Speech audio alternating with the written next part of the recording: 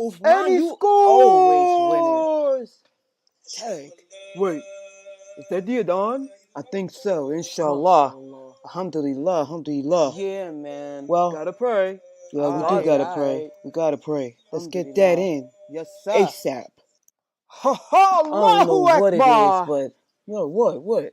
You know, I've been listening to this program, Sunnah Followers, and I've been learning a lot, Aki. Man, a lot.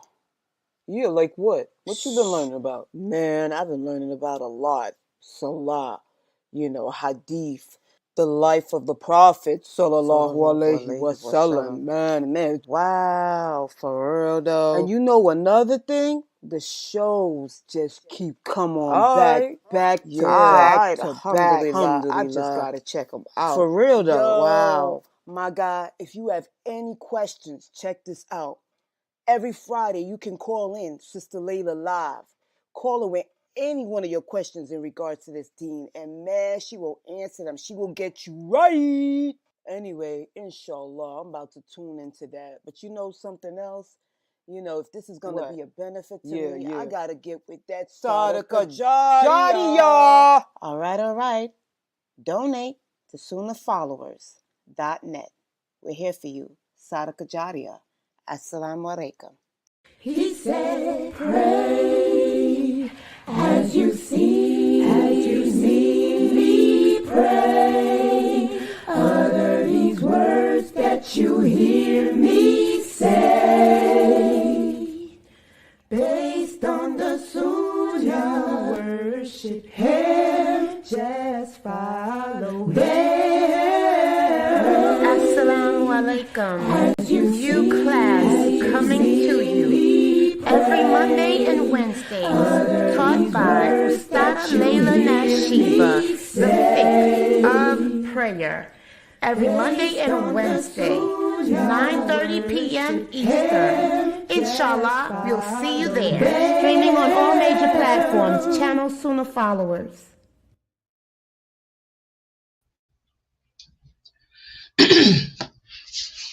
Ina alhamdulillah, wa salat, wa salam ala wa rasulullah.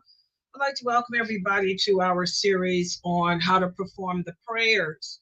And in this series, what I do is I go over how the Prophet sallallahu alaihi wasallam taught us as Muslims to pray. And we've covered how to perform the prayer, what to say in each position. We've talked about the Sunnah prayers, the highly recommended Sunnah prayers, the difference between praying the Sunnahs and the obligatory prayers. We spoke about Friday prayer. We spoke about the virtues of the mosque. We've covered so much in this class. And so tonight, what I'm going to do, the class is not going to be long, because I know a lot of you have to go to work in the morning. But tonight, what we're going to do is to discuss. I'm going to answer the question that so many of you brothers have asked me, praying in the graveyard. What are the places in which we as Muslims are forbidden to pray in? And that's what the topic is going to center around tonight. So let's put the PowerPoint up on the screen. Like I said, it's not going to be long because it's, as we talked about in a previous class, one of the things that Allah gave us as a nation that He didn't give others is that the entire earth is basically a place of worship for us. And what that means is we can basically pray anywhere on this earth. It's just a couple of prohibitions. And we're going to go over what places are forbidden for us to pray in. And I want you brothers to take notes, especially those of you who have asked me about this topic. And let's start. Oops, sorry. I'm sorry. Oh, I'm hitting the wrong button. I'm using a different computer. Okay, here we go. Wait a minute. There it is. First of all, a lot of you have asked me about praying in a graveyard. This is one of the places that is forbidden for us to pray at, a graveyard. And where's the evidence? Where's the evidence? And I want you brothers to take screenshots. The Prophet sallallahu alaihi wasallam said, Allah has cursed the Jews and the Christians because they took the graves of their prophets as mosques. You know, we don't pray at the graveyard. You don't sit there calling upon the dead to talking to the dead or any of that. These are actions of disbelief. As we spoke about in our 6:30 class, doing this type of behavior falls in the category of disbelief. That's why when you make Hajj, there's only certain days of the week that they allow women to go to the grave of the prophet, because women, they say, are weaker than men, but I don't see much difference, because I know a lot of men that go to graves and pray and worship, you know, the dead and stuff. Okay, but we don't take anyone's grave as a place of worship. Allah wants us to accept the qadr. He wants us to accept his decree and move on. That's why we're only allowed to grieve for a certain amount of days, and we have to move on. We have to get over it. You understand? And nothing in this world is meant to be forever. Your parents, you should have known, your parents are not going to be here for all throughout eternity. I'm not going to be here forever. Your children are not going to be here forever. That's why Allah teaches us and tells us to not get too attached to people.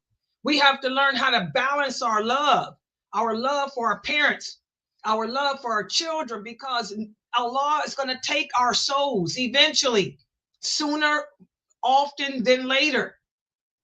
Okay, so this is the way we have to not attach ourselves too closely to people so we can accept the qadr of Allah. All right. Also, in another hadith, the Prophet said, don't pray facing a grave either. Now, let me talk about this part of this hadith. You don't have to worry about praying facing a grave if you're in a house, because you have a wall between you. You have a wall. For example, one of the brothers said that there is a cemetery right across the street from the mosque that he attends. And the direction of the cemetery is the direction of the Qibla. So he was saying, shouldn't they tear the mosque down and rebuild it? No. The mosque is a building and there's walls. There's a wall between the mosque, between you praying and the cemetery. What the Prophet meant was, don't pray outside facing a grave or a cemetery. And also don't sit on one, because they used to sit on the graves and talk and gossip. Okay? And again, the Prophet sallallahu alaihi wasallam said 5 days before he died, the people before you took graves as mosques, and I am forbidding you from doing this. This is also when the Prophet told, before he died, he said, don't do to me what they did to Jesus by celebrating my birth, celebrating my death. You Muslims today celebrating birthdays, you better stop it. You're committing shirk. Okay, we don't celebrate birthdays. We don't celebrate no birth or death of anyone. This is shirk. Also, we have the hadith of Salama, one of the wives of the Prophet.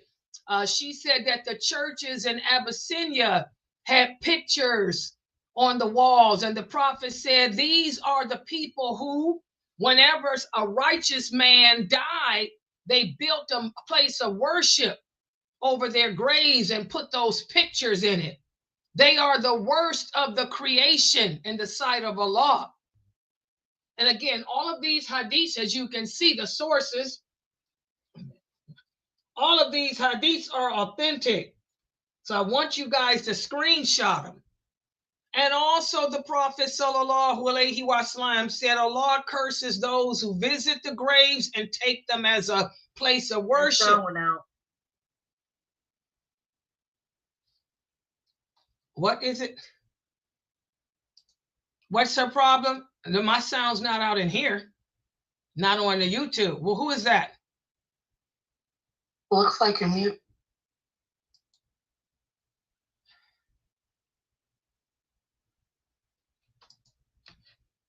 Oh, that's Zoom room. I'm sorry. Yeah, I was gonna say we got our sound in here. Okay, must have been a different thing. All right, but again, oh yeah, I was gonna say because I can see the thing moving here. So again, guys, we don't take the mosque as the grave as a place of worship. We don't sit on top of the graves talking, and we don't light lamps over them either. Putting lights on the graves, putting flowers on the graves. We don't do that. A lot of you new shahadas, you have to understand, we don't put lights, we don't put flowers, we don't do none of that stuff to the graves. That's what kafirs do. All of these are signs of our forms of shirk. You're a Muslim now. You have to accept the decree of Allah and keep it moving. You got to accept that people die. Who told you that your people won't die? They die. You move on. Okay? You have to get over it. So these are all the hadiths about the graveyards. If you're, like I said, if the mosque, there's a grave, a cemetery across from the mosque, don't worry about it. There's a wall. You in your house praying, there's walls in your house. So there's walls between you and cemetery. So don't worry about that. Those hadiths are about praying outside facing the cemetery. Okay. All right. Let's look at the next prohibition. This is the big one. What about praying inside a church? Praying inside a temple? You guys are going to be shocked when you learn Islam. I keep telling y'all that there's more things lawful in Islam than there are things that are haram. I just had a person, some idiot from Texas, put a comment on one of my videos talking about what he thinks is haram. And so I told him, don't you know that when you tell somebody that something is haram, you have to bring your clear evidence? So if you're going to tell me that I'm going to hell because of something I'm saying or doing, bring your evidence, I told him, or shut your mouth. That's the reality. Because most things in life are lawful. And this is the problem today. We speak about this religion and we say things is haram when they're not. And this is an example. Abu Musa al-Ash'ari, who was he? He was one of the original companions. He wasn't no four imam. He wasn't Ibn Taymiyyah. He came before them. He's the best of this nation. And he said, and also Umar ibn Abdul Aziz, they all prayed inside a church. Oh, yeah. So before you tell people that, because when you say something's haram, you're saying that person's going to hell.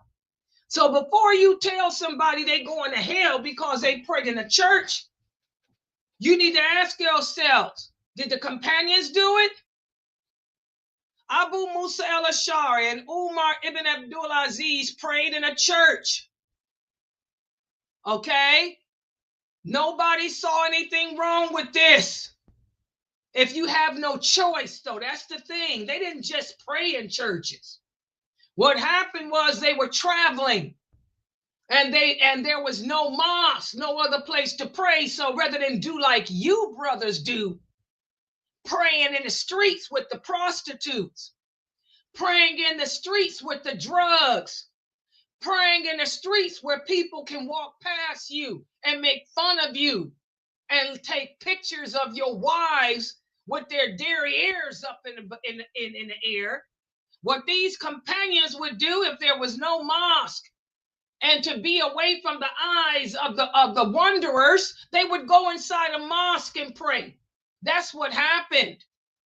Inside a church to pray at the time of the prayer. So be careful telling people that stuff is haram when you don't know what you're talking about.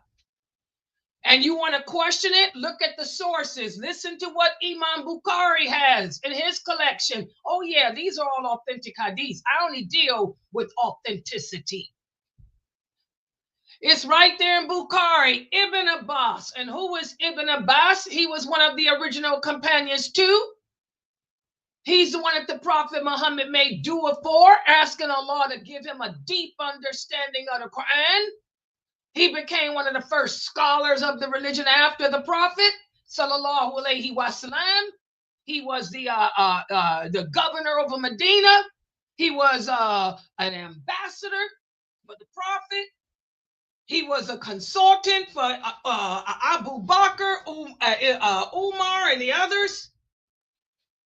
Ibn Abbas would pray in churches under unusual circumstances too, as long as the churches didn't have statues of people in it. So again, you know, they didn't make it a habit. They had mosques, but if they happened to be traveling through the Roman Empire and there was no mosque and it was time to pray, they didn't get off their camels and pray in the marketplace so that the Kafirs could walk past and make fun of them. They would go to inside a church and go off in a corner somewhere where nobody could see them and pray, as long as it wasn't a Catholic church that had statues of the Virgin Mary and all that stuff in there. So you brothers who think you know it all, learn your religion the correct way before you try to go around fighting with women who are old enough to be your grandmother, who studied this religion from real scholars, not some online paper university. Okay? Learn the hadiths. Until you learn the hadiths, you'll never know this religion, people. Also, here's more proof. Y'all know who Umar was. The Muslims wrote a letter to Umar telling him that they found no place cleaner or better, because they didn't pray in the street. You brothers like to pray in Times Square with the prostitutes, the music, the cigarettes, the drugs, sex, rock and roll, cars blowing, you know, because y'all don't take your kushua seriously. The companions didn't do that. They wouldn't play and pray where there's filth and music and prostitutes and drugs and kafirs walking all over the place naked. So they wrote a letter to Umar when he was the caliph. And they said, oh, Umar, we don't have no place cleaner or better to pray here other than a church. So Umar said, it's okay. Sprinkle the water and leaves and go ahead and pray in there. Subhanallah, Allah made the entire earth a place of worship for us. So if you're traveling and there's nowhere to clean to pray, rather than praying in the street in Times Square, go inside a church that has no statues and stuff and sprinkle water in it and go ahead and make your prayer. That's what the companions did. And I want y'all to remember that hadith about praying in the marketplace. Praying in the streets and praying in the marketplace does not bring more reward than praying at the mosque, guys. So this Ramadan, when those brothers try to make the Guinness Book of Records again by doing the Taraweeh prayer at Times Square outside in the street, y'all remember these hadiths. These brothers ain't getting no points with Allah. And they're not behaving nothing like the companions. Rather than pray in the street, the companions would find a church if they was no mosque around. Okay? And those are your evidences. And y'all see Sahih Bukhari. Can't get no better than that than the Quran. All right? What about this? Dung hills, slaughterhouses in the middle of the street and stuff like that. Let's see what hadiths we got on this stuff. Ibn Umar, may Allah be pleased with him, he tells us that the Prophet sallallahu alaihi wasallam forbade praying in 7 places. And I want y'all to remember this Ramadan, when these brothers will be praying outside in the streets doing Taraweeh.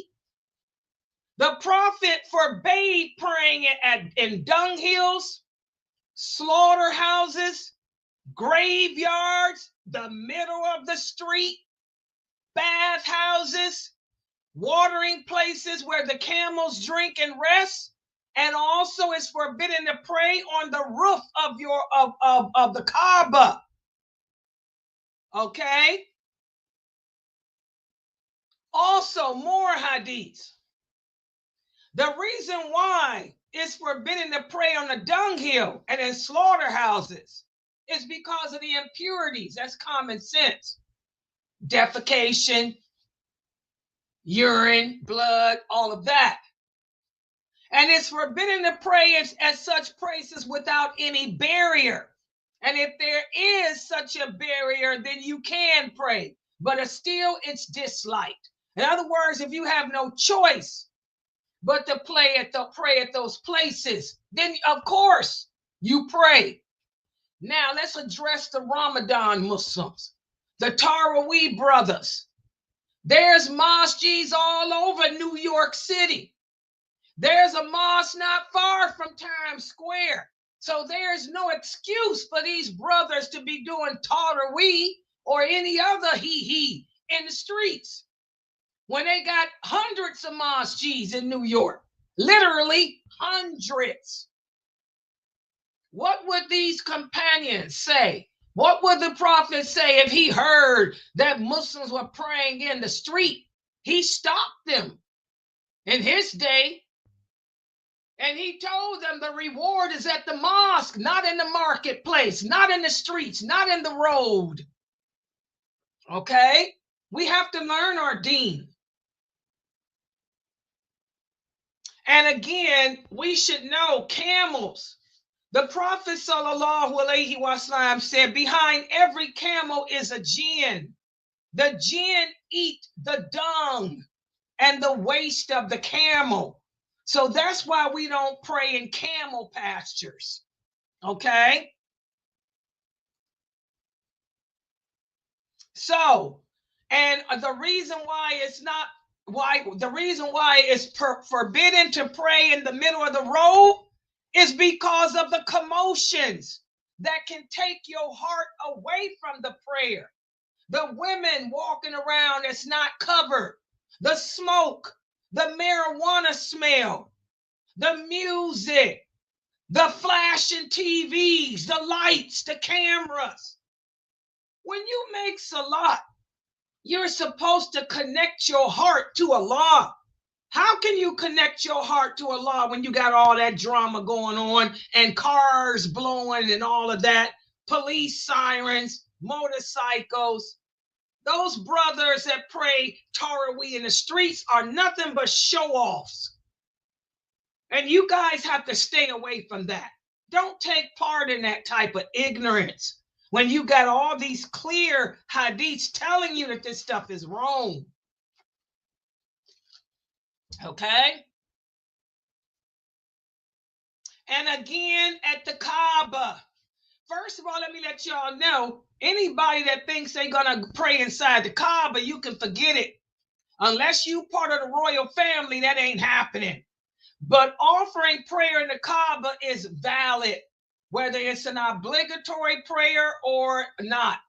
Ibn Umar said that the Prophet sallallahu alaihi wasallam entered the Kaaba and they closed the door behind them. And when they opened the door, he asked, did the Prophet pray inside? And he said, yes.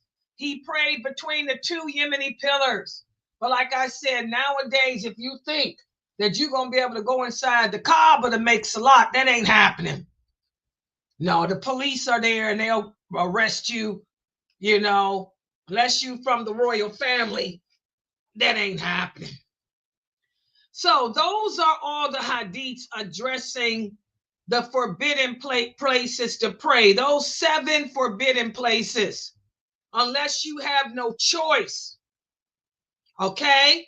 Because the entire earth is a place of worship for us if you have no choice.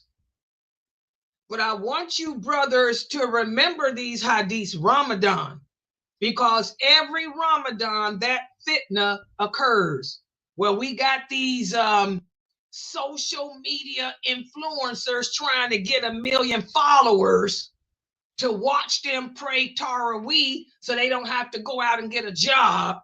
And they're praying Taraweeh in Times Square with all the commotion, all the fitna, all the and the way marijuana smells is just, whoa!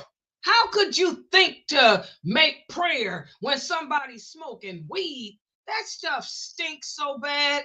And not to mention the sounds, the cussing, the naked women in walking past with their booties out, the music, the drop it like it's hot, the rapping. Are you people crazy? Yes, you are. And you think Allah is giving you any rewards for that when you could have went to the mosque down the street? They got a couple of mosques down the street. You're going to bypass the mosque where the blessings are for you brothers to go pray in the street when the prophet said it's forbidden to pray in the street anyway? Because of the commotion, how you going to think about Allah? All right. Okay, I'm going to stop right here. Subhanakallahumma wa bihamdika ashhadu an la ilaha illa anta astaghfiruka wa atubu ilayk. Any questions or comments? Yeah, that's why I tell y'all, the people with the 1 million followers, that's a sign that you just stay away. Why are y'all learning from them? Those people are ignorant. Those are the allies of Shaitan. Shaitan has more followers than Allah does. Don't y'all know that? And what are they teaching? Where's their dalil for what they do? They just telling you what you want to hear, what makes you feel good. Yeah. Okay. All right. Tomorrow we have my class on the angels. I'm gonna give you a quiz tomorrow at 6:30, and then we have Brother Muhammad Ziyada's lecture for the Muslim youth. And I'm gonna tell y'all what his topic is. His topic tomorrow is the importance of supporting one another. How important it is for us as Muslims to unite together and support each other. That's going to be Brother Muhammad Ziyada's topic tomorrow at 7:30. And then at 9:30, we have my class, the Mecca-Siddiq Tafsir. And for those of you who have not yet purchased the book, I got it here on this thing. Please go to Amazon.com and purchase the book, the Mecca-Siddiq Tafsir, Volume 2. It's the Volume 2 by Sheikh Kareem Abu Zaid. Okay, it's on Amazon, $19.99. Because that's the class we'll be having tomorrow to help you to soften your heart, how to get rid of a hardened heart, to soften it up so you can be more receptive to Allah. All right.